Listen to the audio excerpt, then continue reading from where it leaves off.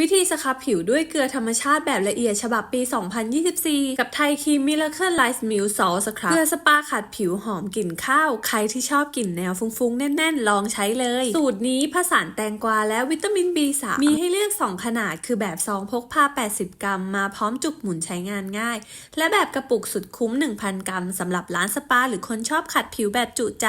เทคนิคการขัดสครับเกลือก็ง่ายค่ะทำความสะอาดผิวก่อนสครับหรือใช้ฟองน้ำชุบน้ำให้ผิวเปียกมากและเกลี่ยสครับเกลือให้ทั่วบริเวณที่ต้องการขัดสามารถเน้นตามจุดแห้งก้านข้อศอกหัวเข่ามือและเท้าเสร็จแล้วเติมน้ำเล็กน้อยก่อนแล้วค่อยๆใช้มือหมุนขัดวนไปอย่างเบามือระหว่างขัดสามารถที่จะเติมน้ำลงไปเล็กน้อยเพื่อให้ลื่นมือเน้นขัดบริเวณที่หยาบก้านแล้วล้างออกด้วยน้ำสะอาดให้หมดจดแล้วบำรุงผิวตามปกติควรใช้เกลือสปาขัดผิวอย่างน้อยอาทิตย์ละ 1-2 ครั้งอยากมีผิวเนียนนุ่มเลือกไทยครีม Miracle Light Milk Salt Scrub